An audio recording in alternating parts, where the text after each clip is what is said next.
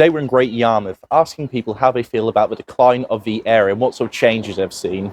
We're going to ask people what are the main problems in the area, the levels of antisocial behaviour, and more importantly, who are committing such crimes. We're going to ask them about the death of the high street. We're going to ask them about great shops that are now gone, ask them what sort of future they see for the area. I'm making a video about Great Yarmouth. All right. What's Great Yarmouth like to live in these days? Great Yarmouth. As it says on the tin. As it says on the tin. As you can see here behind me, there is a boarded up house. Like in many seaside towns, once you peel back the surface layer, you can see that there is a lot of urban decay going on. Usually there are houses with multiple occupants, also known as HMOs. These places are left to disrepair, often left with messy gardens filled to the brim with litter and with boarded up windows. Great Yarmouth, it's not exclusive to here. You go to places like Jaywick, Clacton. This story is seen all across the UK wherever there is a seaside town. How long have you been in Great Yarmouth? 13 years. 13 years. And what sort of changes have you seen since 2012? Well, when I got here, it was a holiday destination. Yeah. Which is why we were happy to stay. And now it's full of foreigners. Yeah. And we can't get rid of them. They just seem to be growing and growing and growing. There's not a lot of will to get rid of them, unfortunately. I mean, Rupert Lois, he has the will, and he's saying some spicy things. That's because of Starmer. Yeah. Starmer is a piece of crap. Sorry, you can swear, I'll just censor it. It's more bold. Yeah, he's a wanker. Hate him. I mean, Elon Musk. Yeah, we like Elon Musk. We Yeah. do like Elon Musk. He's brought the grooming gang issues back into the forefront, which is nice. And now instead of being something niche, people say, oh, it's just what hateful people like Tommy Robinson speak about. Now it's in the mainstream consciousness. Cover up. Everybody knows it's cover up. Everybody knows it's cover up because you can do two things at once. You can look at the grooming gangs while stopping the grooming gang. Exactly, but there's never been any effort. And some people saying, well, because the Pakistani vote is a big bloc vote for Labour, they wouldn't do it because they wouldn't want to upset those communities. Yeah, the Islamic vote. Yeah. What sort of solution would you say is needed? Crime, you should be deported straight away. If you're not a national Brit. I believe if you're here legally, you should not be given anything whatsoever. You should literally be turned around. You could give them a plane ticket. Yeah, but not even that. I mean, you shouldn't even let them on the boats. You shouldn't let them off the boats. You should push them back. Push them back and hope they make it to France. That's what I think. And Poland is if you go to Poland and you try and get in, you get shot. Oh yeah, I've seen the footage of their borders. Yeah, they don't mess around there. They got legal rights to shoot you in Poland. Well, they certainly don't have a lot of people blowing themselves up and killing children at Christmas markets. They have zero terrorist attacks. Zero. Yeah, maybe we should learn something from that. Well, it's going well for them so far. What sort of change would you like to see brought to Great Yarmouth? I think that people who were born in England should get priorities for housing. Yeah. Definitely.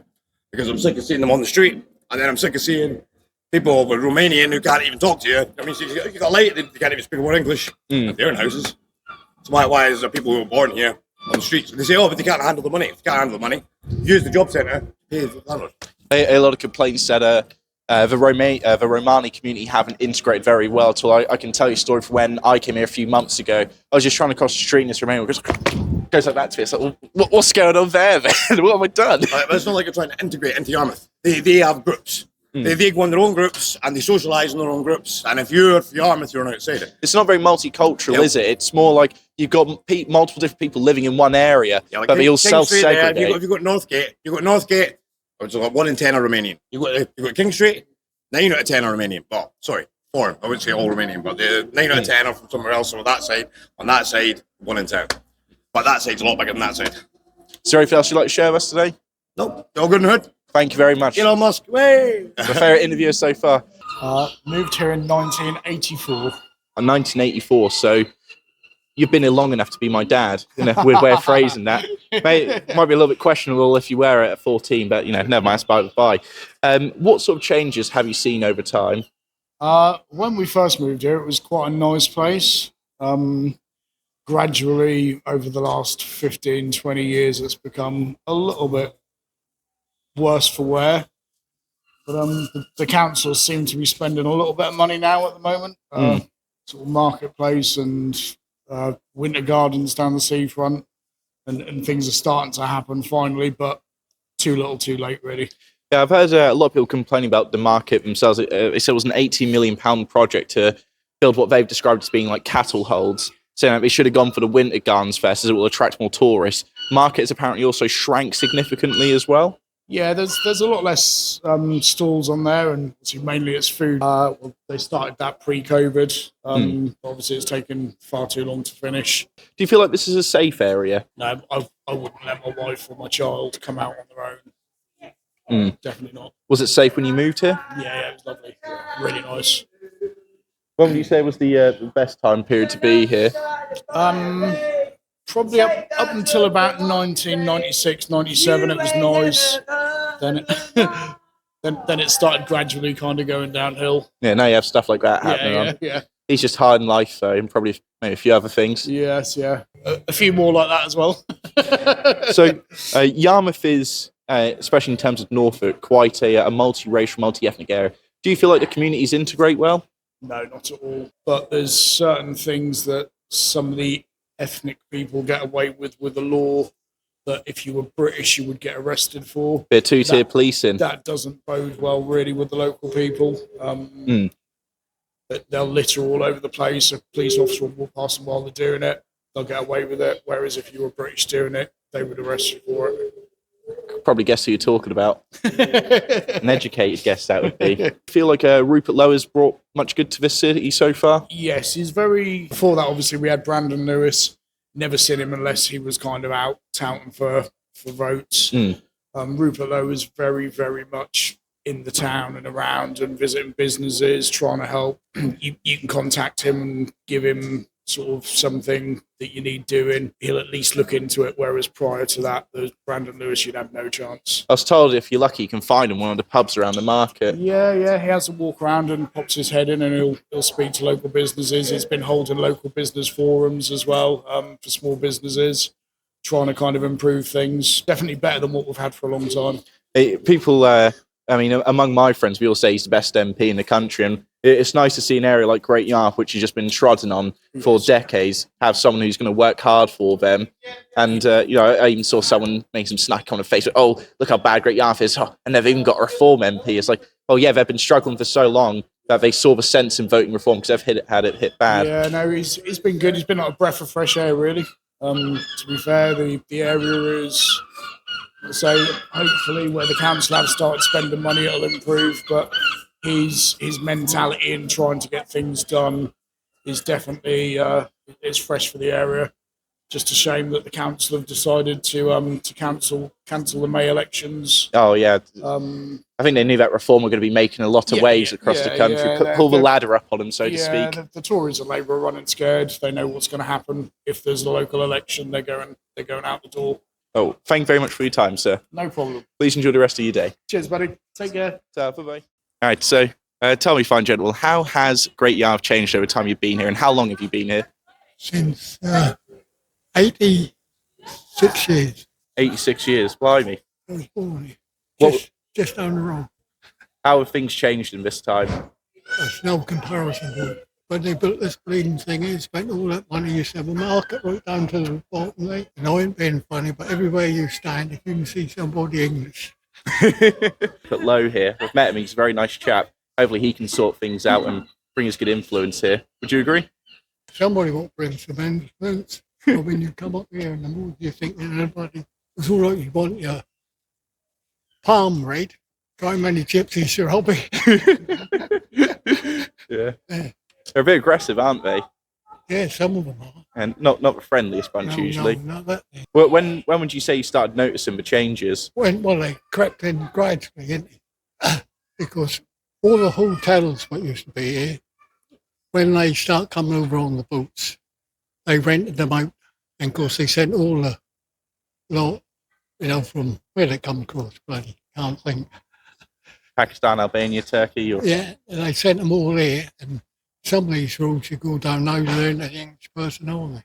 Yeah, I mean, people in like Norwich, for example, think that sort of thing only happens up north in like Burnley. Norwich, yeah, I've noticed it's where I'm from. It's scary. These are the same stories we see all across the world, and especially the UK now. I mean, we look at certain groups of people coming in, they're committing such high rates of crime. We look at the grooming gangs. 80% of gang rapes in this country are committed by Pakistani men. That is quite a dreadful overrepresentation. And it just sort of shows what goes on in their communities. You look at Pakistan. I got this from a feminist website, by the way. This wasn't a racist one. but Pakistan is basically like one of the world capitals for rape. These people come over and bring that rape culture here. You got to be careful. Thanks for your time, sir. They ain't fancy you, they rape silver. Okay, so tell me, are you a visitor to Great Yarmouth or are you a local? I live in Case-Torrensey Okay, so just down the road, Ben. And how long have you lived here? since 2019. Since 2019. What sort of changes have you seen over the past 6 years to Great Yarmouth? Obviously, more people coming in, Mm. and the changes you can see here. You know, everything's being built up, and more cars, more tourism, which is good. Mm. So, but yeah, I mean, huge change. I used to come up here when I was on holiday, and it was much quieter. But I've noticed, a lot, especially after COVID, there's been more people kind of moving up in this direction. More buildings have been built. So yeah, it's getting quite popular. Okay, and how safe would you say the area is these days? This area here, I wouldn't say it's safe. Obviously, where I live is much more kind of a village, so that's Yeah. better. But yeah, I mean, you always hear of stuff. Sort of, I think last couple of months there's been a few murders. Like there was one over there. I can't remember the name of the road where someone got stabbed. Just out of curiosity, where were you from before I Caister? lived in Croydon. In Croydon? Yeah. Oh, okay, so Yeah. I imagine it's a bit of a step up. I used to have a housemate who lived in Croydon. I've heard some horror stories. Well, we wouldn't have enough time for me to tell you the amount of horror stories that have been, like real high-profile murders, riots. Can we have one good one?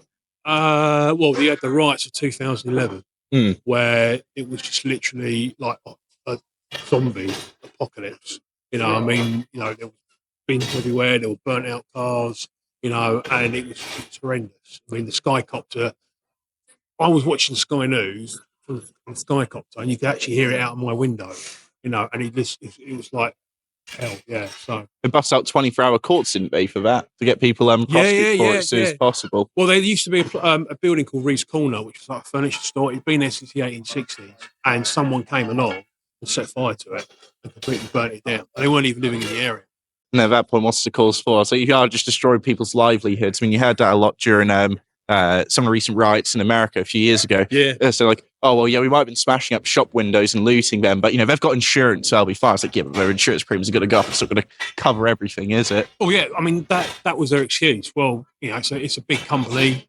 Who cares, you know, if I steal a DVD or a TV? Okay. Thank you for your time. Is there anything else you'd like to share? No, not at all. The only thing I say is, yeah, you know, obviously Great Yarmouth is still better than Croydon, obviously, but I'm just hoping all the rejuvenations happen at Great Yarmouth is positive, brings in lots more tourism, and yeah, it will be good. Guy, you know you're tempted. You got a face for the TV as well. You know, get paid in clout. Right.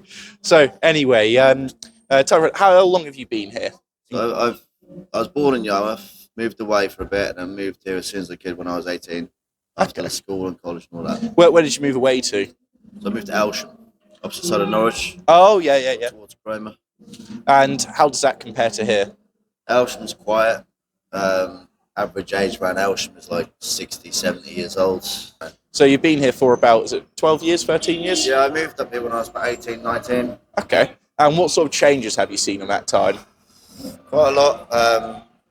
A lot of pubs are closing, which is sad to see. Obviously, people have passed that I know. Shops are closing. I know we're getting some big shops in now, but it doesn't help the smaller Local business. Local businesses. I did notice when I was looking around the shopping centre earlier that everything I saw was the same thing you'd see in Castleknoll in Norwich. There aren't any local businesses, for example. Yeah, I mean, especially after COVID, the only things that have survived for the most part, it's been big chains. Yeah.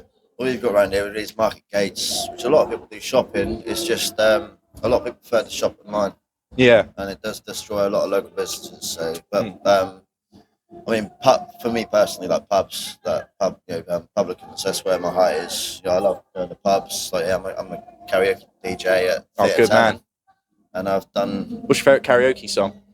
Tennessee Whiskey. Tennessee Whiskey. Yeah. I think mine would probably be, if I ever did karaoke, probably Sledgehammer by Peter Gabriel. Very much like that song. On topic of pubs closing down, in Norwich, I have no local pub anymore where I live. They're all shutting down.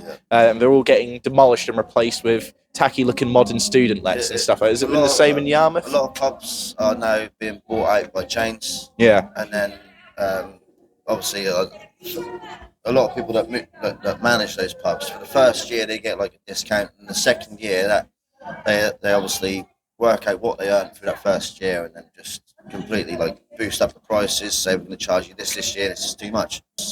Pubs, it does. It destroys the individual character Yeah. when they're a chain. It's the same with not just chains of pubs, but with chains of shops as well. The amount of times I've gone somewhere, I've gone to a pub and then I've gone to another one, and they're all the same. They look the same because they're owned by a craft union. Or It's like that. What film is it? Do you know which one I mean?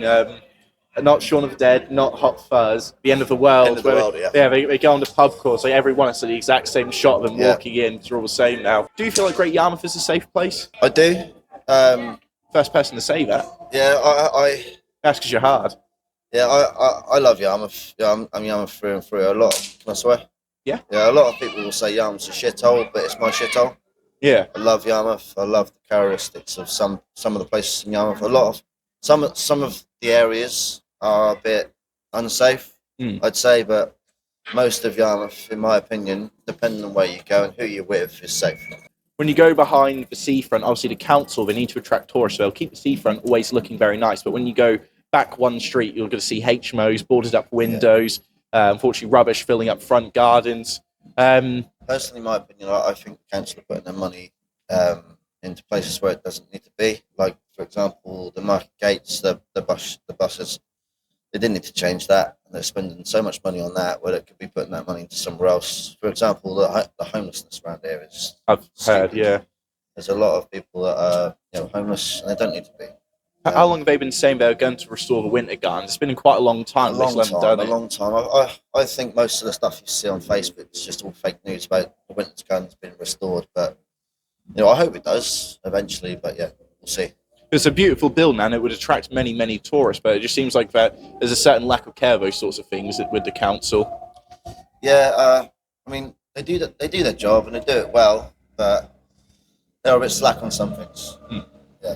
I mean, I don't like Market. I don't like that. I Cattle houses is what they're described as. Yeah.